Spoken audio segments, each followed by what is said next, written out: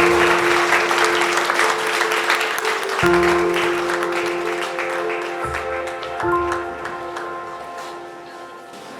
warm good morning and hearty welcome to the keynote speaker of this inaugural session, Professor Dr. Surya, the Rector, Father Joseph SXCMT, the organizer cum principal, Father Dr. Sherry George SJ, Father Dr. Martin Forrest SJ, the chairperson cum vice principal, Father Dr. Sherry George SJ, conveners, Dr. Patna Kumari, former Dean Academy, Mr. Vidyanand Chaudhary, coordinator the Department of Economics, and the members of the advisory committee. I, Ankita Singh of PBA International Business, second year, feel privileged to have been given this opportunity to be a part of this inaugural session as the anchor of this one-day national seminar organized by the Department of Economics. Today, it is indeed a momentous occasion as we have gathered here to inaugurate the one-day national seminar on economic residencies and sustainable development, priorities, challenges and prospects, organized by the Department of Economics. This seminar seeks to serve as a platform to deliberate on the pressing issues and innovative solutions related to the economic growth, sustainability and inclusive development. Ladies and gentlemen, the theme of this seminar aligns seamlessly with the aspiration of modern economies to achieve growth that is not only robust but also resilient, equitable and environmentally sustainable. The sub-themes of this seminar span critical topics such as economic development, environmental resilience, health and education, corporate responsibility and technological advancements, offering a comprehensive and analytical approach to understanding sustainable development that binds the global economy. We are immensely privileged to have among us distinguished dignitaries and academicians who have graciously joined us for this occasion. I extend my heartfelt welcome to each one of you present here. In the course of today's deliberation, we will witness intellectual exchanges, rigorous analysis and inspiring ideas that will undoubtedly illuminate the pathways for achieving a harmonious balance between economic priorities and sustainable development. Before we start formally, we will begin with the lamp lighting ceremony, a timeless tradition for our institution that signifies the dispelling of darkness and the ushering of knowledge and wisdom. I request the keynote speaker, Professor Dr. Surya, Father Joseph SJ, our Rector, Organizer, Father Dr. Martin Forrest SJ, the Chairperson, Father Dr. Sherry George SJ, the conveners, Dr. Kalpana Kumari, and Mr. Vidyanand Chaudhary, and the delegate representative, Kumar Ranjan, to kindly step forward for the lamp lighting ceremony.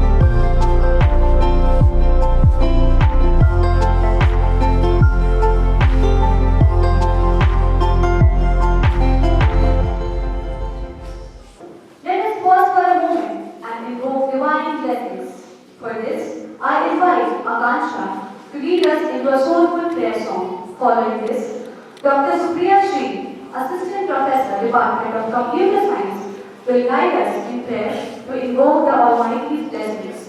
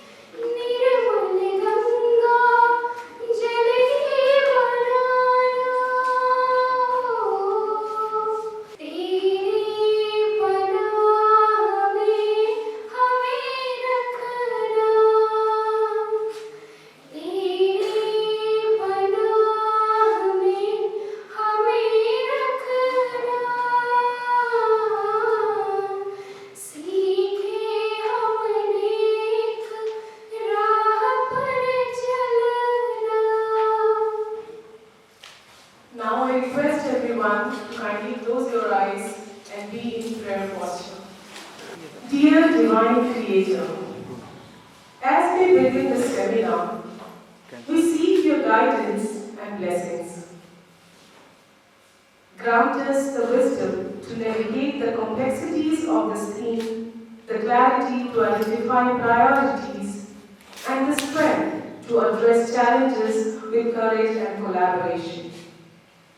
May this gathering foster meaningful discussions, inspire innovative solutions, and pave the way for a future marked by equitable growth and sustainability. Help us remain focused on serving the greater good and building a world of shared prosperity and responsibility. With gratitude and hope, we humbly offer this prayer to you. Amen. Thank you for the soulful prayer now. May I now request all the dignitaries to kindly grace the dais and take their respective seats. To all our research scholars, paper presenters, faculty members, staff and students gathered here today, I extend my warmest greetings. Your participation and contributions are what makes an event like this truly an impactful one. The theme of this seminar, Economic Ascendancy and Sustainable Development, is both timely and critical. We are proud that India is the fifth largest economy globally, projected to be third by 2030. Despite this growth, India's per capita income is 130th place in the world, making India among the poorest nations in the world. Poverty is a widespread phenomenon in the country, with more than 15% living below $2 a day, and wealth getting concentrated at the top 1%. We need to develop mechanisms to ensure that the fruits of development and economic growth reach all sections of society. I hope this seminar will address some of these challenges and opportunities that lie ahead and foster a dialogue on how we can collectively work towards a balanced and prosperous future for every section of Indian society. I would like to take this opportunity and congratulate the Department of Business Administration, International Business for their diligent efforts in organizing this one-day national seminar. Let us engage actively, share our knowledge, and contribute to the advancement of our collective understanding. Thank you, and I wish all of you a fruitful and enlightening seminar. Jai Xavier, Jai Bharat. Thank you, Father, for sharing your insightful thoughts that have inspired us all. May I now request all the dignitaries to officially release the souvenir.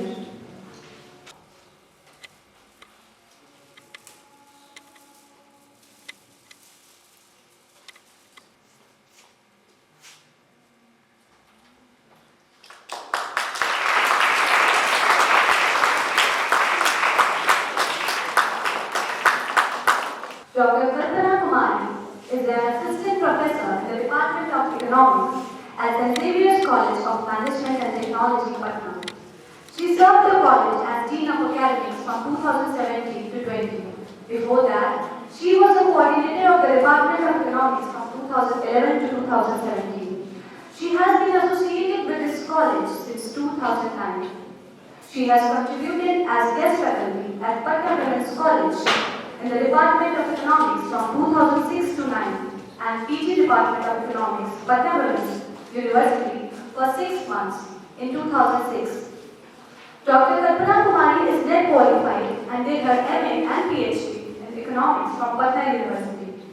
She has also authored several papers in journals of national and international repute and chapters in edited books. She has been a resource person in various workshops organized for faculty development.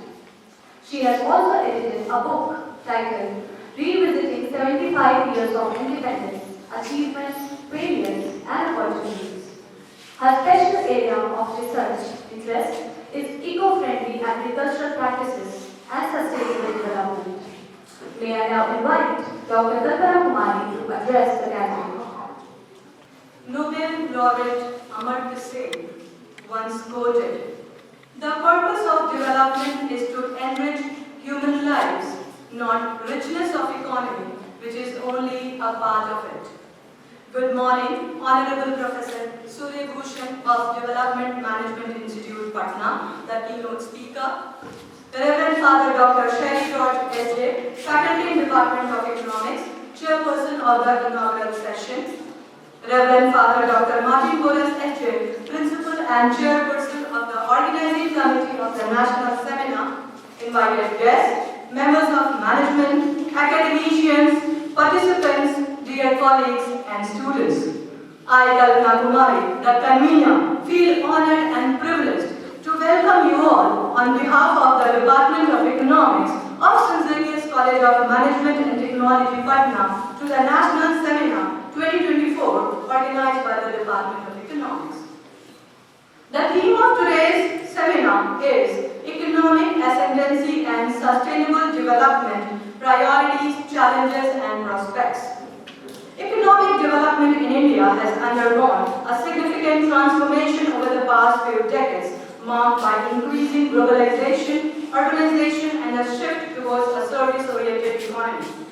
While this growth has elevated India to the position of one of the world's fastest growing economies, it has also brought complex challenges including environmental degradation, rising socio-economic inequalities, and unsustainable consumption patterns.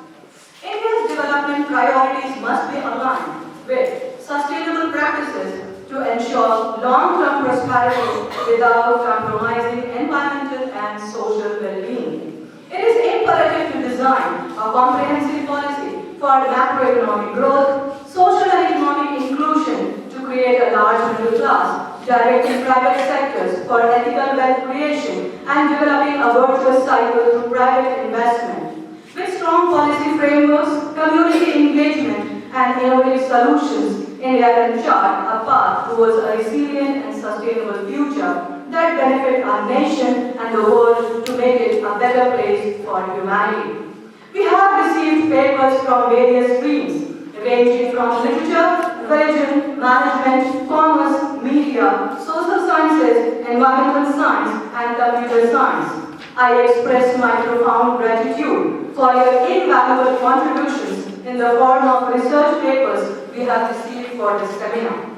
and confident that this seminar will provide a valuable platform for the academicians, delegates, research scholars, professionals, activists, and policymakers and participants through online mode or in person to deliberate upon the economic ascendancy of the nation with a view of focusing on domestic priorities.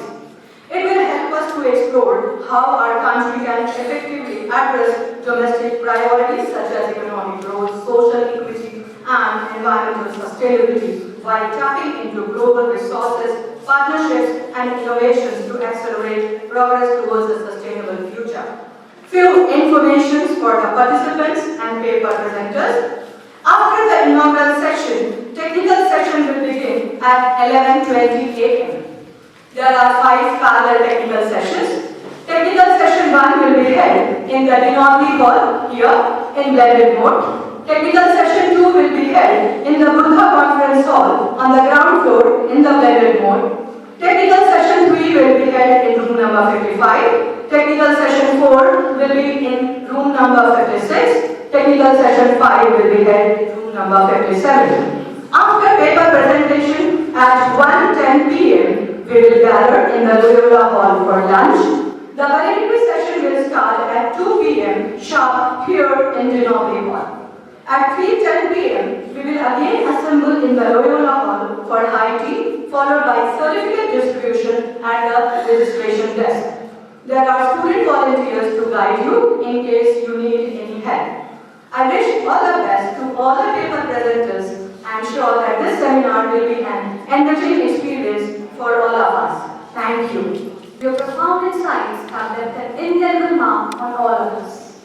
Next we have our keynote speaker for today, Professor Dr. Surya Bhushan, who is a highly respected figure in the field of development and management. Dr. Surya Bhushan is a professor at Development Management Institute, Patna. Dr. Bhushan did his PhD in economics from Center for Economic Studies and Planning, Jawaharlal Nehru University, New Delhi. Before joining Academia in 2015 at DMI, he worked with Accenture, a global management consultancy company, for almost a decade. Prior to this, he had been associated with the Center for Monitoring Indian Economy Private Limited for more than a year, where he has liaised with policymakers at the Ministry of Finance, Planning Commission, and the editorial team of the Indian Express in Delhi. At DMI, he has been involved with various projects, including undertaking low uptakes of Manrega in Bihar, effects of prohibition of violence against women, business models for backyard pollution, mushroom farming cultivation as sustainable agricultural systems, evaluation of piped water supply scheme in Bihar, and so on. He has published several articles in leading journals in India and book chapters in international publications. His paper on TFP growth of barley and wheat in the post-wheat evolution in India, a parametric and non-parametric analysis, has been awarded R.K. Doshi Memorial Prize by Agricultural Economics Research Association, India. Sir, we welcome you heartily to this seminar. Ladies and gentlemen, please join me in welcoming Professor Dr. Surya Bhushan to deliver the keynote address. First of all, I would like to thank Chairperson Father James, Seri George, and organizer Father Dr. Martin Bolas, and Dr. Kalpana, and the esteemed guest and faculty here, as well as the students. So it's a pleasure here to be here and a profound privilege to interact with you. This is a topic which is currently, you can say, everyone is talking about this. So when Dr. Kalpana came to me at my institute to in fact invite, I was a little bit confused because what to say. You can spend almost a whole day. It's a big challenge also. So I would like to be touching the big questions which the world is also discussing. It's a sort of part of the global discourse also. So you can go to any seminar now. The climate change has become such a used and abused word, I would rather say, because today morning I was looking into one of the newspaper article, and there suddenly we have discovered almost like more than 150 kilometers of glacier which is immersed in the Uttarakhand. So I do not know which kind of change is happening. So we all are speculating and figuring out, and being economists, we love to do the forecasting.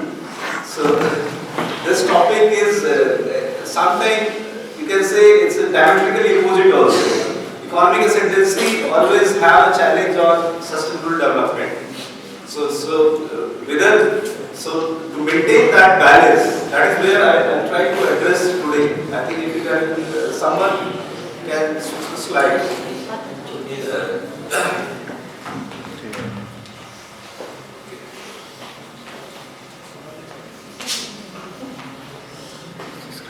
This is where I focused, in fact, my presentation here. I'm trying to give you the scenario. And scenario means how historically we have, in fact, came on Earth. So it's like an existential problem we are talking about. And how we have evolved from there. And then what are the complexity involved into, associated with those. And what are the possible way forward. That is where I try to address on that. So let me try to give you the, this is, I think everyone knows that if this is our planet Earth in the middle, and if you look at our closest neighbor, which is Mars and Venus, there is no habitation there. One is too hot, one is too cold, so it's very difficult to survive. Why? The Earth has almost everything is just apt. So that the life possibility is there. In fact, this is the beauty of having the Earth, planet Earth, and how we are surviving. So what is that which makes Earth a survival place? So if you look at a very thin layer of biosphere which exists on our Earth, and that makes these three important elements which makes life possibility. Like we have the breathable air and the drinkable water and tolerable temperature. The rest of the planet, which is known to our, in fact, so far economic ascendancy is concerned, our progress, economic progress, scientific progress, we do not know any planet which has those properties. We always speculate there is life possibility might be there, but we do not still not able to understand that. So this is what makes our Earth. There was an experiment also happened to create a miniature of biosphere. I think some of you might be aware of that. So it happened in US. This is what I would like to share with you. So there is a biosphere 2. So the place called Oracle, it's a desert there, and then in that particular place, they have spent $1 million, not millions, in fact, $1 or $2 billion at that time in the early 90s project. And they tried to create a sort of like a situation, a biosphere, which is artificial biosphere. So some of the scientists were entered into that particular structure, and they have also inhabited some of the pollinator also. So what makes a planet Earth habitable, that is what they try to create, in fact, in the US. And you know what happened in the result, and that is what you can guess. Within 18 months, and that project was supposed to stay for almost 100 years. And within 18 months, what has happened? The oxygen level from 21% has fallen down to 14%. You can imagine when you do not have oxygen, then how difficult it is to survive. So in that case, the experiment, you can say, is a failed miserably. And that is what it makes us again to realize how difficult it is to create a nature. So we have made our progress, but we are not able to create a single entity of the nature in that way. I am just showing you this the geological timeline of the Earth.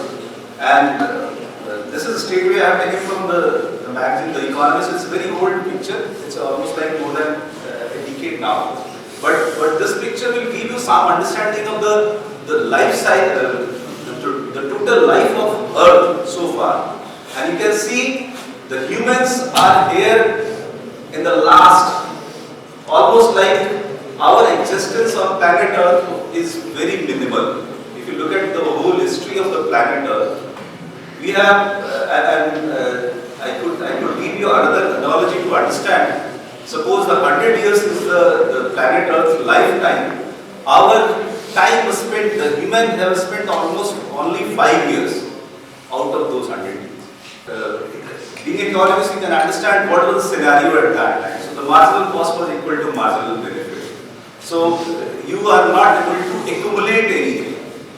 So accumulation was considered as a death. So what I try to show is, at that time the life was like what either you hunt or gather to survive. And the other thing was either we were taking lunch or being lunch altogether ourselves. So that was the life, in fact, in the hunters and gatherers, and we spent maximum time as a hunters gatherers so far. Humans, we started, in fact, that is where some of the things which we discovered also. The fire was another technology which makes us, in fact, was the game changer for the human civilization. When we started protecting ourselves, not only protecting ourselves, but also, you can say, our brain got a lot of nutrition because of the cooked food. And that makes us separated from the rest of the animals.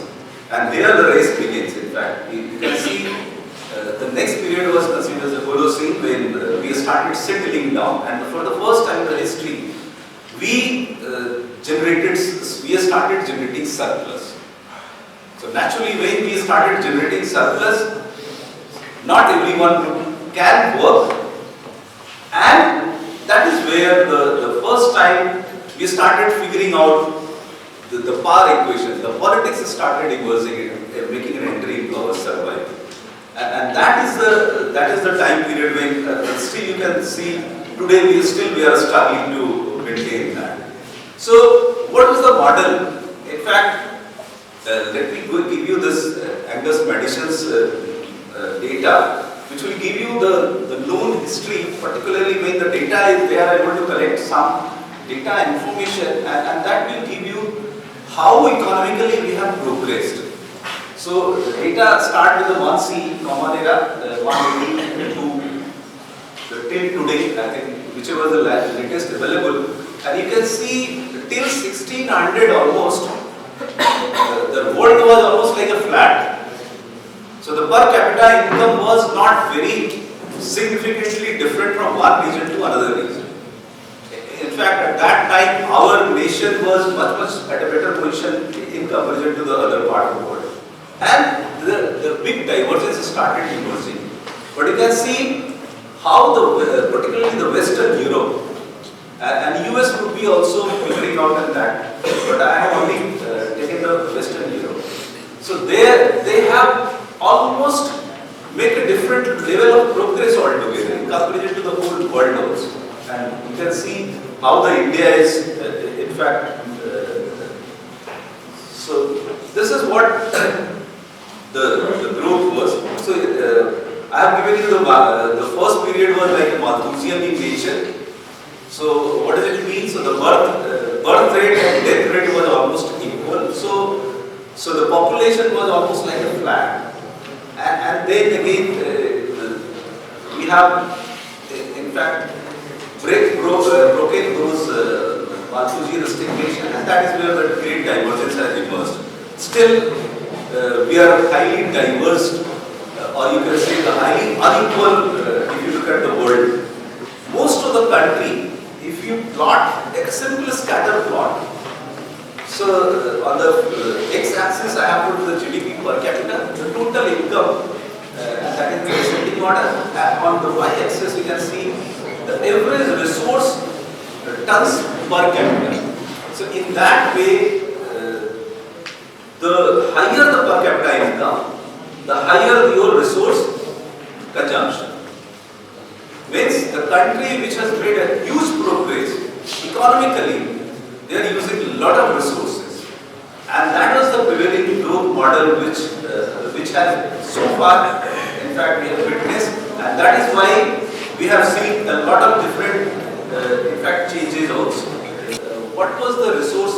Even you can see the India's, in fact, data also where you can see how we have made a lot of progress in the last 30 years, but at the same time, our resource extraction, particularly the natural resource extraction, is also very high. So this is the kind of a growth model which we are, in fact, we have adopted, and that is why we are talking about whether it would be going to sustain or not sustain, right? So we have, on one hand, we have made a huge, tremendous economic progress, but at the same time, you can see we have also exploited the resources from the environment. So conceptually, what was this? How it has happened? If you look at this, the world which used to exist, this was like a more or less like an empty world. So whatever energy was, in fact, used, so it was all absorbed in the environment, nature itself. So we have enough of ecosystem to sustain that particular position. But the moment our economy has taken in fact, the big cake in the whole, in fact, the planet Earth, suddenly the space for the ecosystem has gone down. And that is why you can see here the ecosystem was the bold and dark, particularly bold in the empty world, and here the economy is in the bold condition. And that is the basically you can see how the ecosphere has completely moved, right? So what has done this? Now you can see how the resources are being used, and that is this is the number. I think it can give you the magnitude of resource exploitation of the world. So 90 billion and this 9%, 14%, 12 times.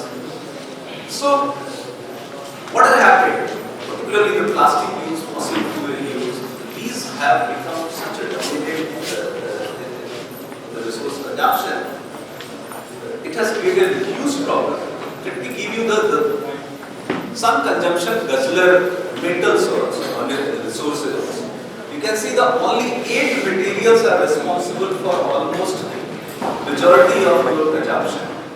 In fact, Bihar is also facing a severe problem with the climate change itself. Although we have not made the economic progress as our neighbors or other part of the world has made, but you can see we have also started witnessing.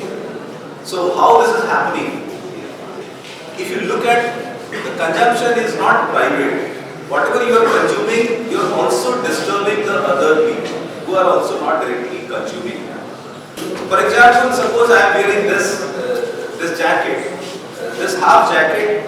How much price I am paying? Maybe the price is not taking care of the environmental degradation it might have done. For the cost associated with the production of any commodity, you are not able to factor into your production function. Even now, not 20%, even 10% of the people of the whole country are consuming 80% of the resources. So, and conflicts are raging. It's all resource fight conflicts. Look at the deep root of the problem is all resource fight. So, I'll try to decompose the issue, which is, you can say, environmental economics. If someone is familiar with it, then you can see how easily we can decompose. If you look at the top equation, the environmental impact is equal to nothing but environmental impact. You can see the population divided by population. So everything is cancelled. So left hand side of the equation is the right hand equation, same thing, right? But if you slightly decompose the right part, you can get a lot of quick insight at the macro level. What are the policy makers which they can do, and what are the things which they can? So in that way, I have taken the population divided by population the first place, and then GDP by population, and the environmental impact divided by GDP. So how much environmental impact you are incurring by producing some particular item. Decompose this. The first portion is population growth, second is economic growth, and third portion is emission growth, because emission environmental impact divided by GDP. Degrowth is another phenomenon which is coming, particularly in the developed world. So we have already grown so much. Let us try to remove the material. So for example, if you look at this particular tube line or any line which 10 years ago the resources it used to consume was very high. Currently it has reduced the material which is being used to produce that particular line. If you are able to maintain that, we would be in a much better position to maintain our growth. That is where the logic of this. And I'll give you a very simple example. Suppose your population growth is 1% and economic growth is, let's say, 3.5%. If you want to sustaining means there is no environmental impact. Whatever environmental impact would be nullified. How can we achieve a sustainable economic growth? So this simple equation will give you some understanding. So and you can see the number of SUVs you can't reduce. Kilometer driven per SUV you also it is individuals I think behavior.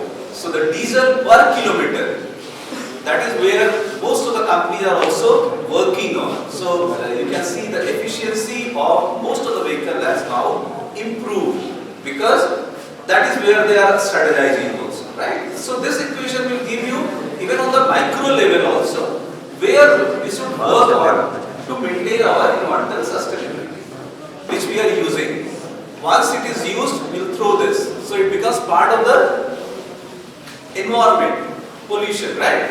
If you are not again reusable form, then it is not, then we can sustain for a much longer time. That is where in fact the concept of circular economy has emerged, and that this is where the transition is trending across the globe. Most of the big companies, particularly if you look at those who are coming from the Europe and they are operating in Europe, they have already started and making a big way in circular economy. So what does it mean? Basically, not only recycling your product, but you are also able to address the source of the production. Like for example, suppose this is the paint and it has a source of production coming from one portion, like plastic is coming from some other state, ink is coming from some other states, or the technology is coming from some different, in fact, let's say from the other part of the world. So we are able, the companies are able to understand where they are procured, so they are able to address those in a much better fashion than need to be there. And that is where the leadership becomes very important.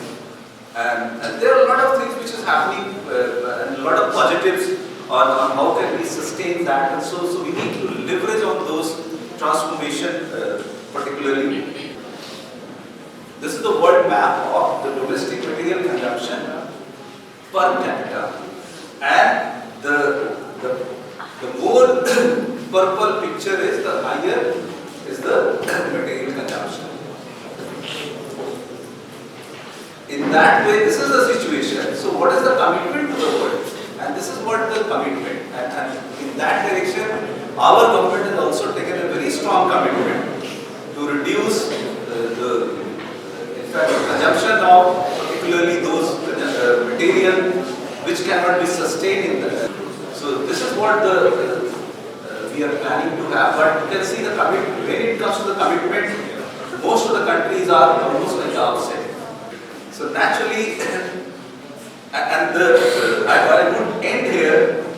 The future depends on this particular phase, right? So, because what happens once you have made a progress, you start thinking about how much we have disturbed the environment, and once you try to figure out the ideas to sustain that or to compensate on that, suddenly you lose on that. So this is the race I think we we are having to, and that is the question I would end here for you.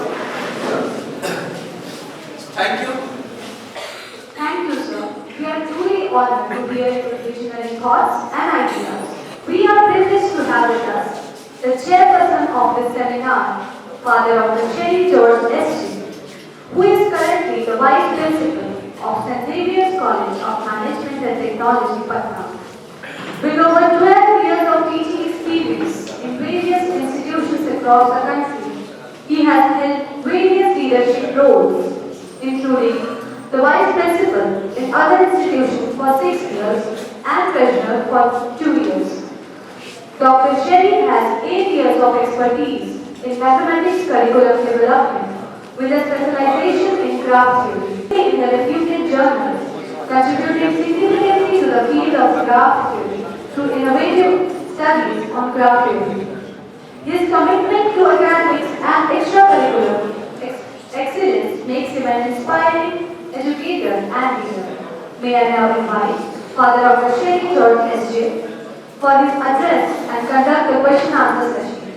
Respected Professor Dr. Xavier, the keynote speaker of the day, esteemed guests, respected faculty members, distinguished delegates, students, participants, good morning to everyone. It gives me an immense pleasure to extend a warm welcome to all of you to this national seminar organized by the Department of Economics on the timely and significant theme.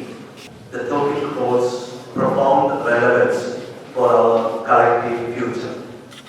Thank you, dear Professor Dr. Xavier, for your thought-provoking and insightful keynote address. Your deep understanding of economic ascendancy and sustainable development, coupled with the actionable perspectives you have shared, have set the perfect foundation for today's discussions. Your emphasis on the need for more and more green technologies, circular economy, and addressing socio-economic inequalities while pursuing growth has resonated deeply with all of us. For students and researchers, this address has a tone to engage with contemporary issues beyond theoretical insights. Today's discussions will also highlight practical opportunities for academic exploration. We are truly honored to have the eminent scholar Professor Dr. Xavier as our keynote speaker.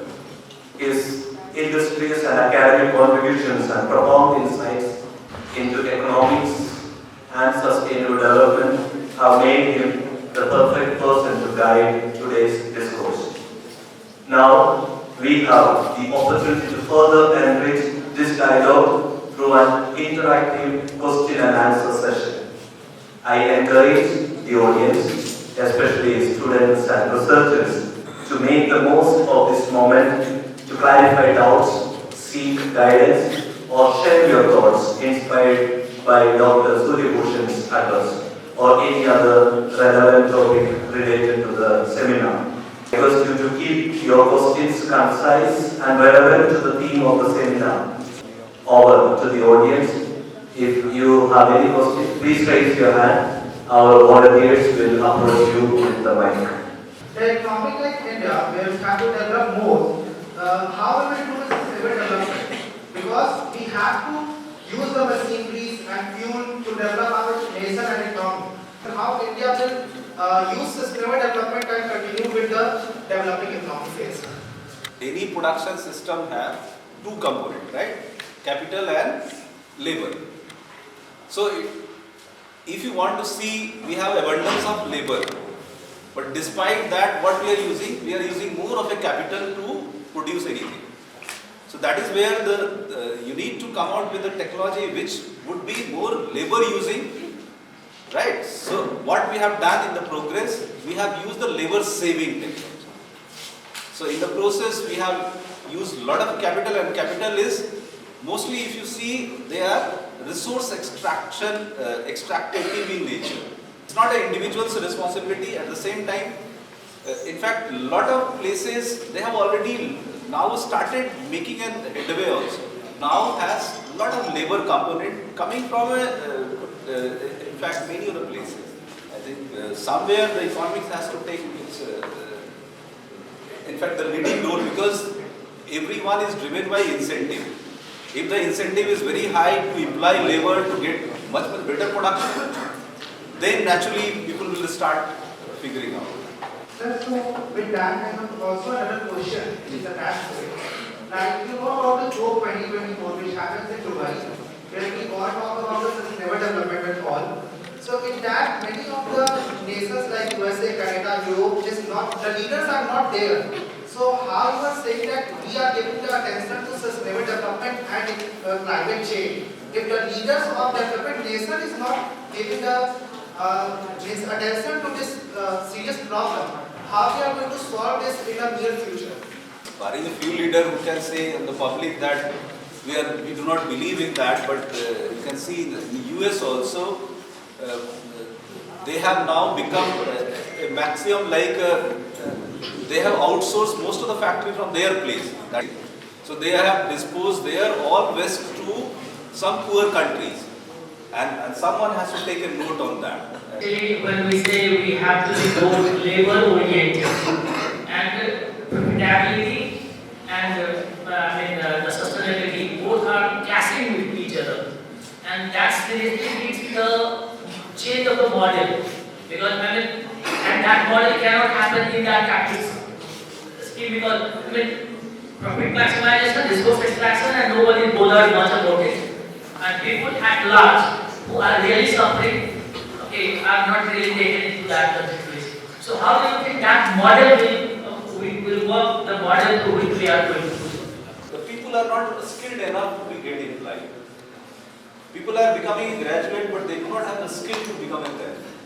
So somewhere the problem is deeply deep-rooted in a lot of other systems. That is why the most of the people love to employ capital, because the capital doesn't go on strike. And here the humans, when they are not intelligent, not skilled, that is a problem. So although they are highly paid labor, but actually it is a labor driven. And most of the developed world has those kind of system, because they have got their good skilled labor, and that is why they are highly productive in that nature also. So this is where, in fact, we need to take a balance on that, how to skill our labor. It's a big challenge.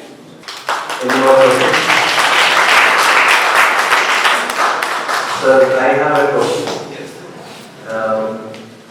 We talk about green technologies, and sometimes we have a wrong notion that the green technologies are more, you need to spend more. Like, for example, if you have solar energy, the expense is to be more than the profit that we get.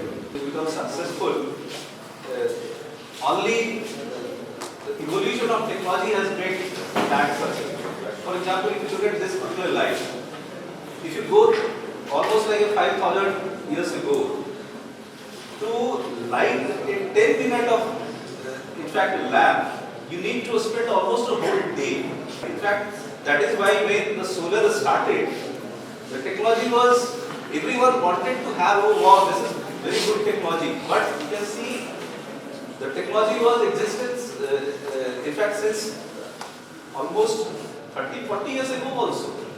But nowadays, because of its usability and convenience, now people have started using more of that. So it will still a journey which many of the scientists, or you can say the technologists, has to come.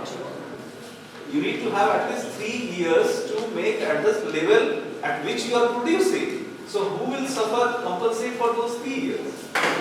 Ladies and gentlemen, the concept of economic ascendancy, achieving rapid economic growth and prosperity, has been a key goal for nations across the globe. However, the urgency of sustainable development demands that we pursue this growth responsibly, ensuring environmental balance, equity, and inclusivity. While the global economy is witnessing technological advancements digital transformation, and policy reforms that promise growth, it is equally confronting the pressing challenges of climate change, resource depletion, and social inequalities. How can we balance economic aspirations with environmental stewardship? What policy frameworks and governance models can ensure equity in wealth distribution while fostering growth? How can nations overcome the trade-offs between industrial expansion and ecological conservation? For India, the nation with ambitious economic needs and goals, diverse socio-economic realities, the stakes are especially high. As we strive to become a $5 trillion economy and a global leader, our development priorities must include empowering marginalized communities, protecting biodiversity, and leveraging green technologies. I also encourage each participant to contribute actively and share their unique perspectives, making this platform a vibrant hub of knowledge and collaboration. Before I conclude, I extend my heartfelt gratitude to the organizing committee, faculty members, and students of the Department of Economics for their tireless efforts in making this seminar a reality. My sincere thanks to our distinguished speakers, panelists, and all participants for enriching this event with your presence and expertise. Let us use this opportunity to generate meaningful dialogue and inspire transformative action for a future that is both prosperous and sustainable. Thank you, everyone. Thank you, Father, for your dynamic and engaging address that has energized our audience. And now, as we draw closer to this inaugural session, I would like to invite Uday Shukla from the Department of International Business to propose the vote of thanks. Gratitude.